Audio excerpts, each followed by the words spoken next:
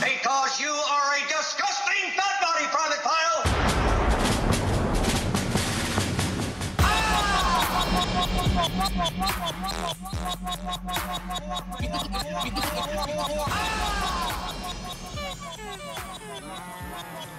Hello, you are tuned into River West Radio. I'm your host, Cassius King, and here is a disclaimer.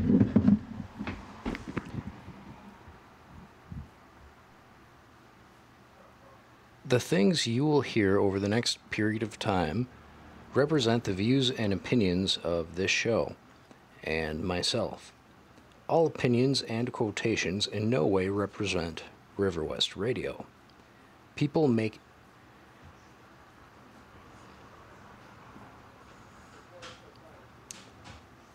and are the sole responsibility of the producer, guests, and the callers. River West Radio is not liable for any legal issues arising from the content of this program. Thank you for tuning in yet again. We are broadcasting live from the River West neighborhood from inside the River West Film and Video.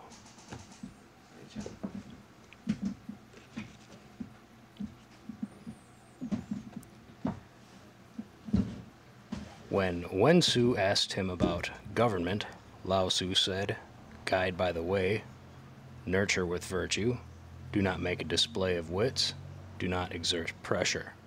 Be minimal and hold to unity, handling nothing considered profitable and displaying nothing considered desirable. Be upright and honest, but without causing hurt or harm. Have no conceit or pride. Guide them by the way, and the people will be loyal. Nurture them with virtue, and the people will obey. Don't make a display of wits, and the people will be content. Don't exert pressure, and the people will be simple. Not to make a display of wits is restraint.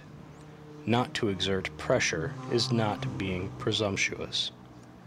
Gather people by humility. Win them by generosity. Preserve yourself by restraint, and do not dare to be complacent. If you are not humbled, people will become estranged and alienated. If you do not nurture them, the people will be rebellious. If you make a display of wits, the people will be contentious. If you exert pressure, the people will be resentful.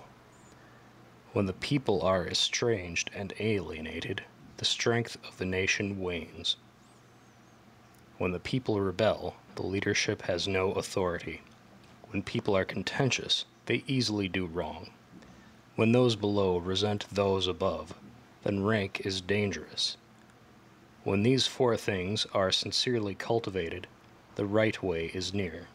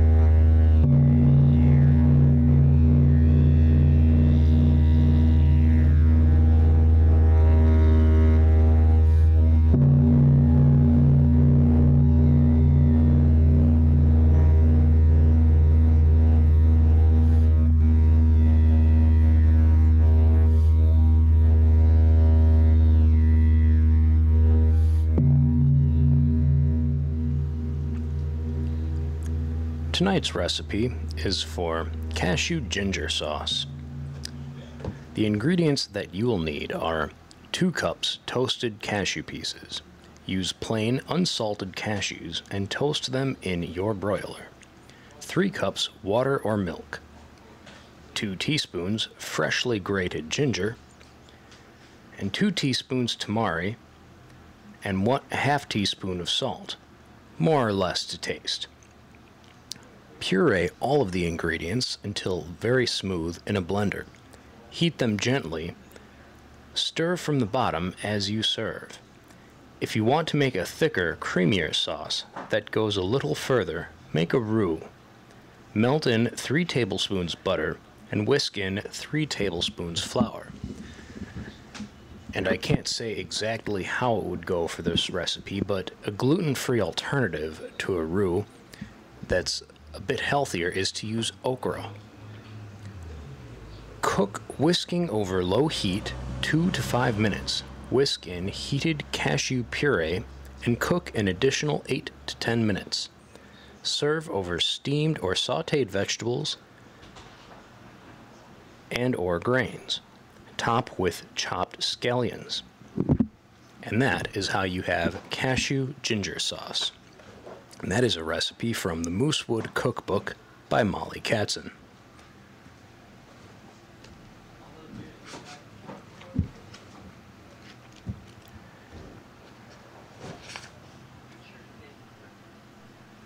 He who knows men is clever.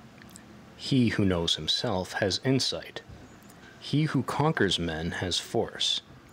He who conquers himself is truly strong. He who knows when he has got enough is rich, and he who adheres assiduously to the path of the Tao is a man of steady purpose.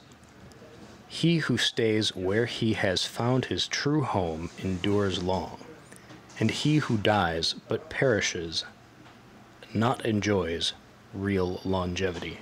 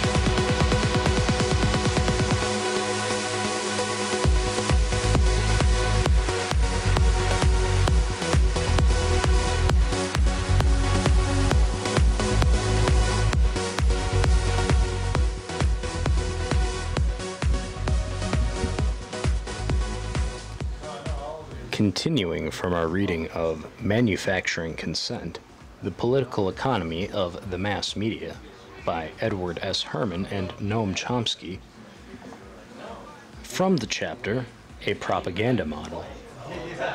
Business news promoters go to great pains to make things easy for news organizations. They provide the media organizations with facilities in which to gather. They give journalists advance copies of speeches and forthcoming reports. They schedule press conferences at hours well geared to news deadlines. They write press releases in usable language, and they carefully organize their press conferences and photo opportunity sessions. It is the job of news officers to meet the journalists' scheduled needs with material that their beat agency has generated at its own pace.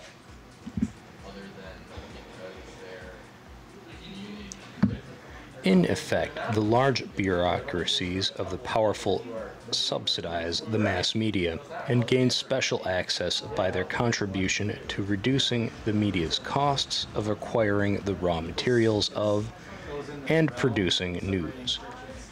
The large entities that provide the subsidy become routine news sources and have privileged access to the gates. Non-routine sources must struggle for access and may be ignored by the arbitrary decision of the gatekeepers. It should also be noted that in the case of the largesse of the Pentagon and the State Department's Office of Public Diplomacy, the subsidy is at the taxpayer's expense, so that, in effect, the citizenry pays to be propagandized in the interest of powerful groups, such as military contractors and other sponsors of state terrorism.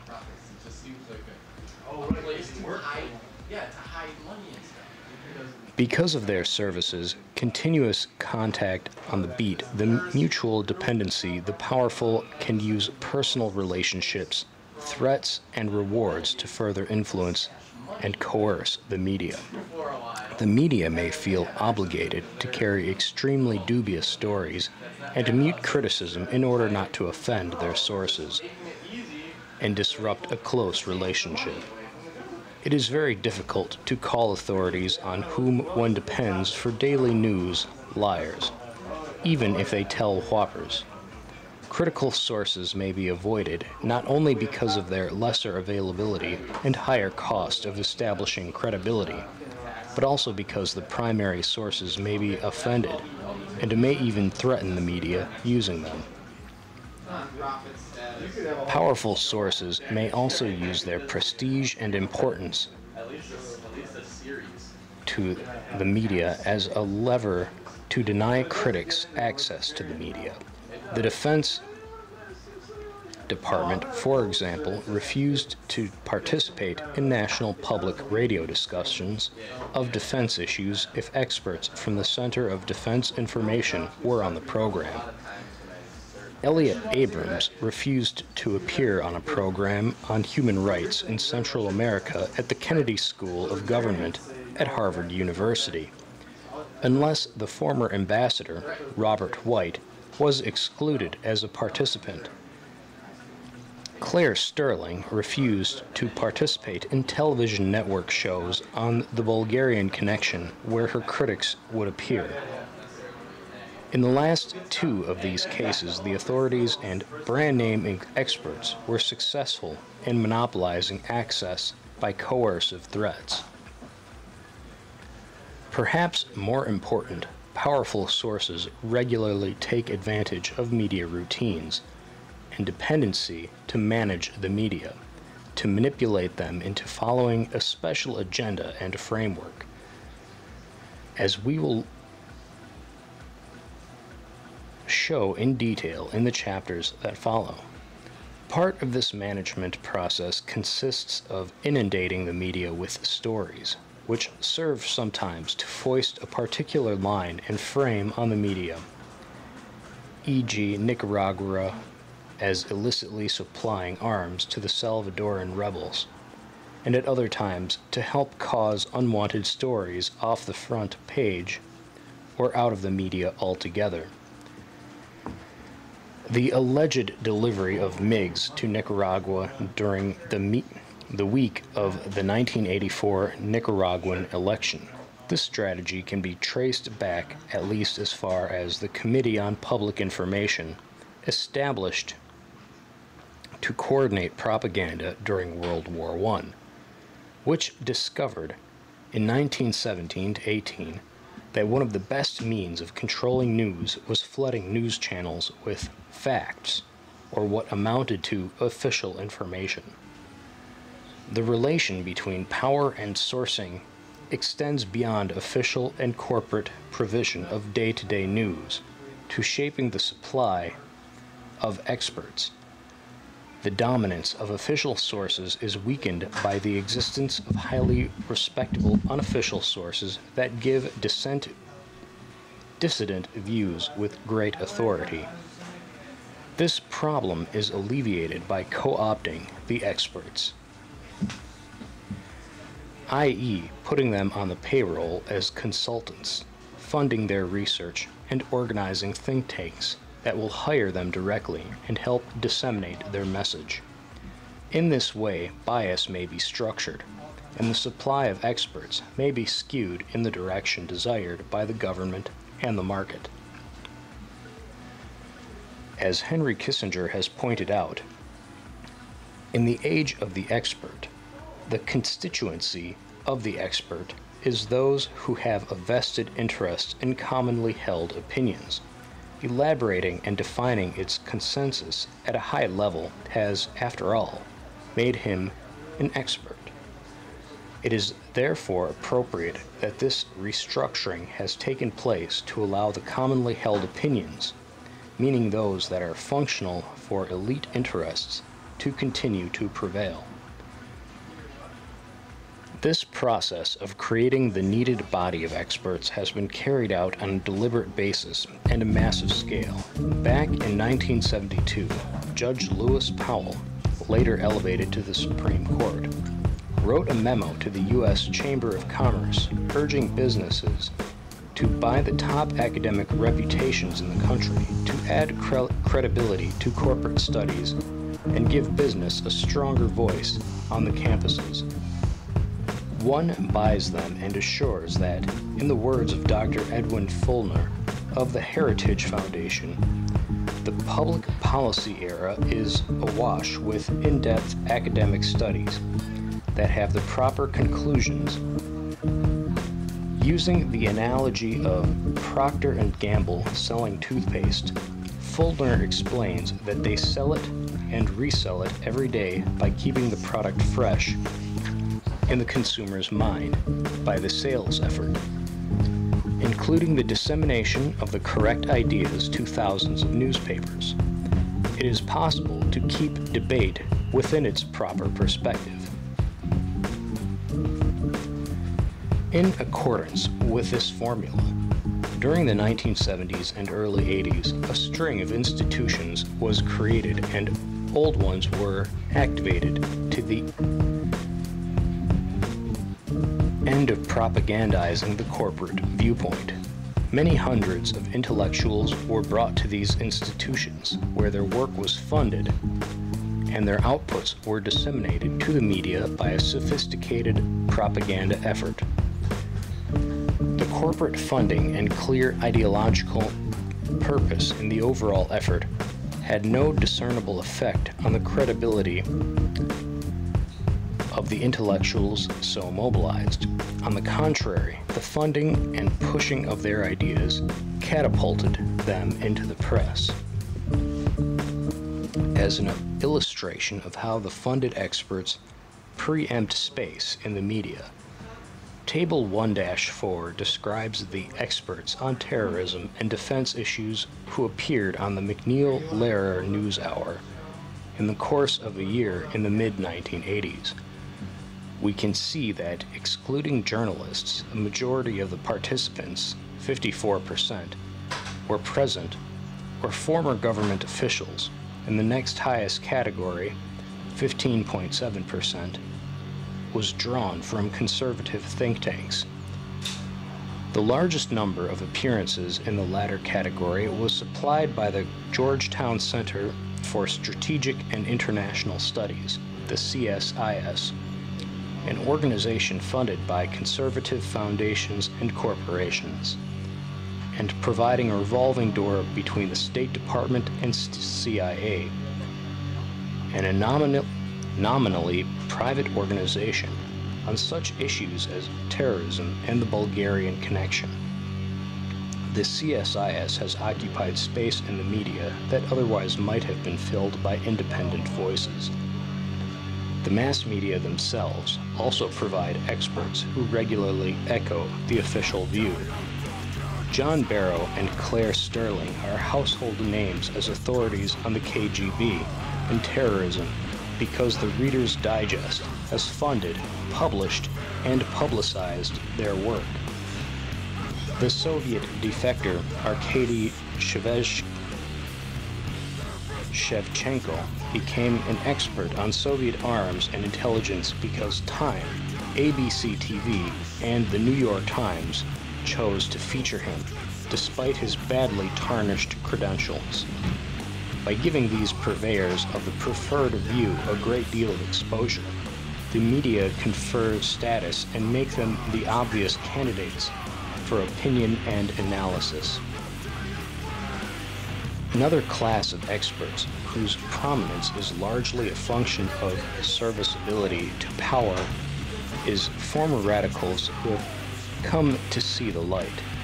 The motives that cause these individuals to switch gods from Stalin or Mao to Reagan and free enterprise is varied. But for the establishment media, the reason for the change is simply that the ex-radicals have finally seen the error of their ways. In a country whose citizenry values acknowledgement of sin and repentance, the turncoats are an important class of repentant sinners. It is interesting to observe how the former sinners, whose previous work was of little interest or an object of ridicule to the mass media, are suddenly elevated to prominence and become authentic experts.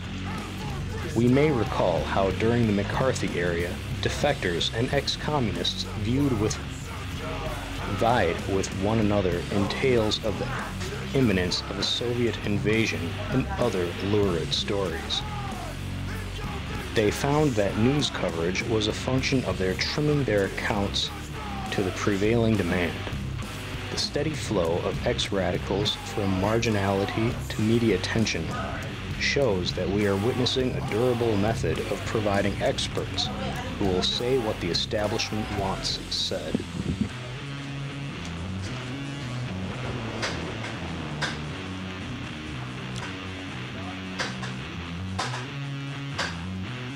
Flack and the enforcers, the fourth filter.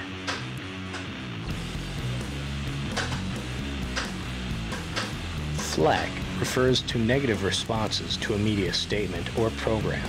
It may take the form of letters, telegrams, phone calls, petitions, lawsuits, speeches, and bills before Congress, and other modes of complaint threat, and punitive action.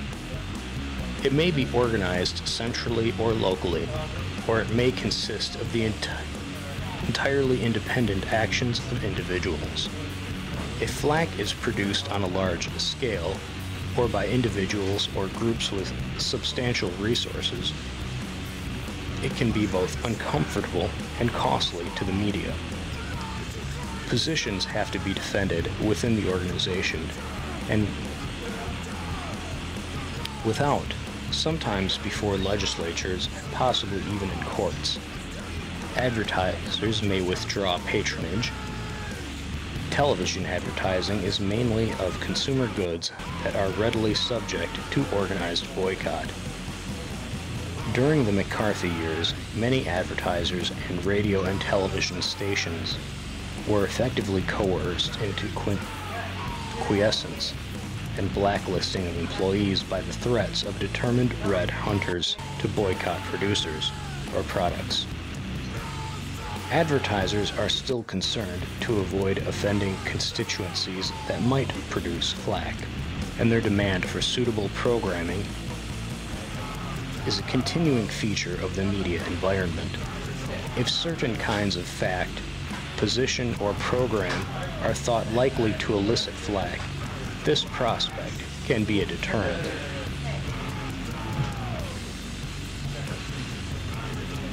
The ability to produce flak, and especially flak that is costly and threatening, is related to power.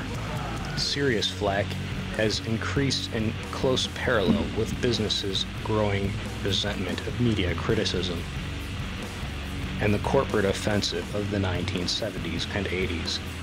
Flak from the powerful can be either direct or indirect. The direct would include letters or phone calls from the White House to Dan Rather or William Paley, or from the FCC to the television networks asking for documents used in putting together a program, or from irate officials of ad agencies or corporate sponsors to media officials asking for reply time or threatening retaliation. The powerful can also work on the media indirectly by complaining to their own constituencies, stockholders and employees, about the media, by generating institutional advertising that does the same, and by funding right-wing monitoring or think tank operations designated to attack the media. They may also fund political campaigns and help put into power conservative politicians who will more directly serve the interests of private power in curbing any deviationism in the media. Well, it is about 11:10. Our time is coming to an end for the evening. Tune in next week for the continuation of Manufacturing Consent, the Political Economy of the Mass Media by Edward S. Herman and Noam Chomsky. Hope you enjoyed this program. Tune in again next week, approximately the same time, Wednesday evening, after 10, maybe 10:30. Thanks again, and have a good night.